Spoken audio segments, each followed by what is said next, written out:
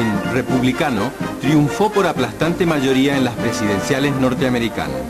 En enero de 1921 se instaló en la Casa Blanca. Era el 29º mandatario de Estados Unidos.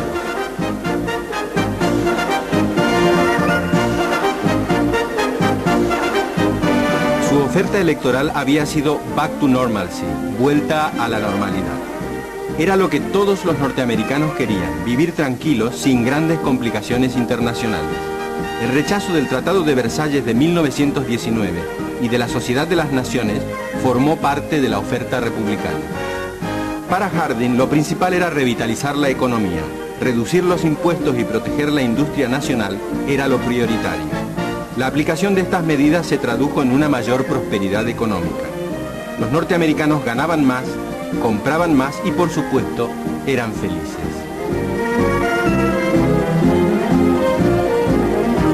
Las radios y los automóviles se incorporaron al way of life norteamericano.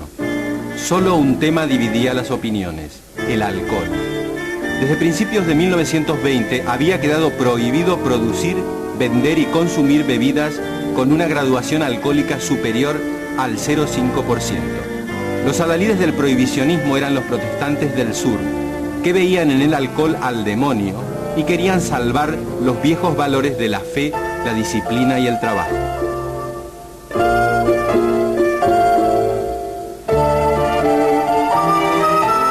Pero ya se sabe, lo vedado, deseado. Beber en los speakeasies, los bares ilegales, se volvió una moda.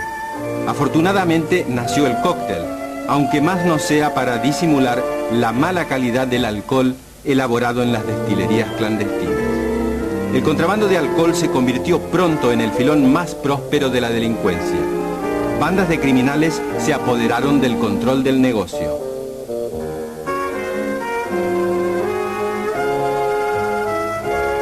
Surgieron los primeros imperios de gángsters, como el de Al Capone, que controlaba la ciudad de Chicago.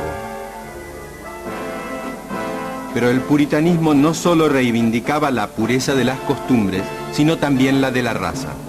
El Ku Klux Klan comenzó a desfilar en el sur, con sus túnicas blancas y sus capuchas de inquisidores. Querían limpiar a Estados Unidos de impurezas, tales como negros, asiáticos y judíos. Norteamérica debía ser poderosa, inmaculada, blanca. Para lograrlo, el Ku Klux Klan solía torturar a sus víctimas y luego lincharlas. En 1925, el Ku Klux Klan alcanzó los 5 millones de afiliados. Era el viejo sur que volvía, más arrogante que nunca y también más pestilente.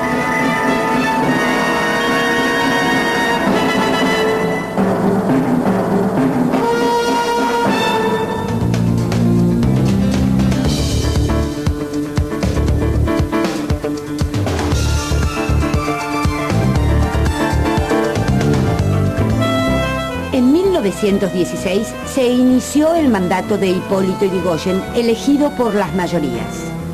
En 1922, Yrigoyen traspasó el gobierno a Marcelo T. de Alvear, también vencedor en las urnas. En 1928, el voto volvió a favorecer a Yrigoyen y Alvear le cedió el gobierno. Pasarían 55 años para que un presidente electo volviese a transmitir el mando a otro presidente electo. Aunque Yrigoyen y Alvear eran radicales, ambos representaban tendencias diferentes. Don Hipólito era el representante de los llamados peludos y don Marcelo de los galeritas. Amante de la cultura, la elegancia y las buenas costumbres, Alvear tranquilizaba a las clases propietarias. Para mayor tranquilidad, su esposa, doña Regina Pacini, había sido cantante de ópera, y el bel canto tranquilizaba a quienes contemplaban los dramas desde el palco.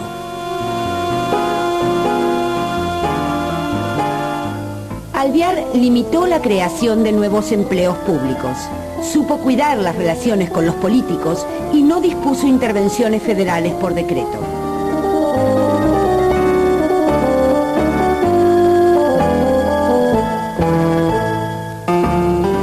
Alvear se sentía cómodo. La inflación era cero, el salario industrial básico se había más que duplicado y las relaciones entre el peso y el dólar eran apacibles.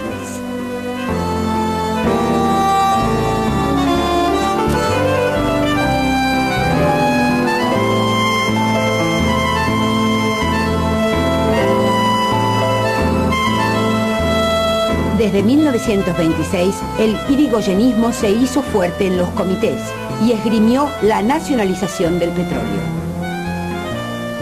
En 1928, la victoria de Irigoyen fue 3 veces notable, por la alta participación ciudadana, por alcanzar el 60% de los votos y por triunfar desde el llano sin la bendición de Alvear.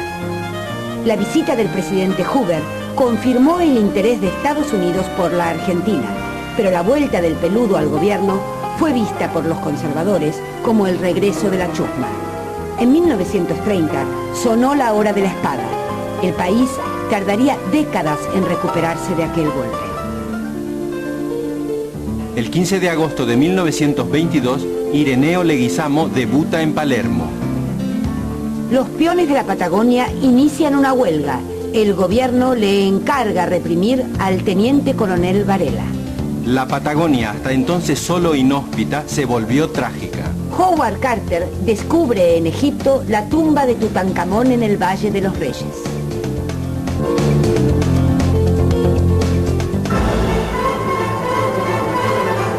En Nápoles, el 27 de octubre de 1922, Benito Mussolini, jefe del movimiento fascista, llamó a realizar la marcha sobre Roma. Unos 40.000 camisas negras se pusieron en movimiento. Hubiese sido fácil detenerlos, pero los altos círculos del Estado prefirieron hacer la vista gorda.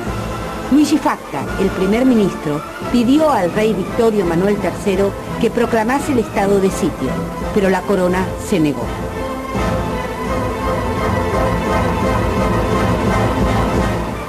Para que nadie dudase de sus gustos, Víctor Manuel nombró a Mussolini primer ministro. El ascenso de Mussolini había comenzado en marzo de 1919, cuando fundó los Fasci de Combattimento, un movimiento paramilitar que decía ser anticapitalista y al mismo tiempo antisocialista. La crisis económica, el malestar social y las huelgas sirvieron de excusa para el auge del fascismo. Los violentos ataques de los fascistas contra la izquierda en el verano de 1920 atrajeron a un sector de las temerosas capas medias, ansiosas de orden. En pocos años, con el apoyo de la policía y el ejército, los Fasci se convirtieron en un movimiento de masas.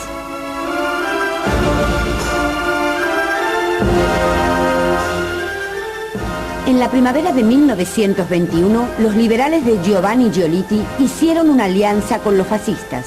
Ello le permitió a Mussolini conquistar 35 de los 535 escaños del Parlamento. Eran pocos diputados, pero se hacían oír. En noviembre de 1921, Mussolini fundó el Partido Nacional Fascista. Su programa se ensañaba con el marxismo, el liberalismo y el parlamentarismo.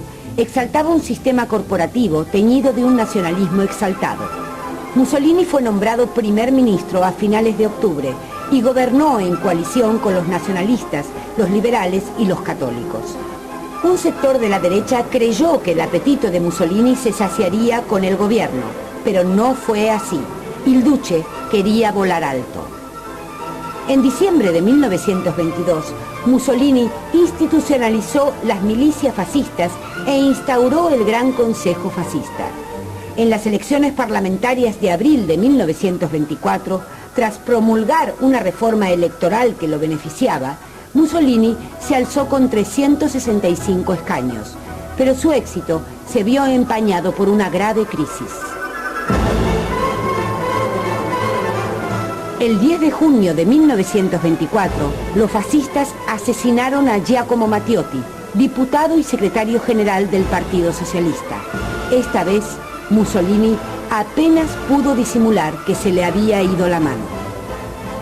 La oposición insistió al rey para que desplazara a Mussolini, pero el rey volvió a negarse. El caudillo fascista pasó entonces a la ofensiva. En diciembre prohibió los diarios de la oposición y mandó a la cárcel a numerosos periodistas. El 3 de enero de 1925, ante el Parlamento, Mussolini anunció la implantación de la dictadura fascista y del Partido Único.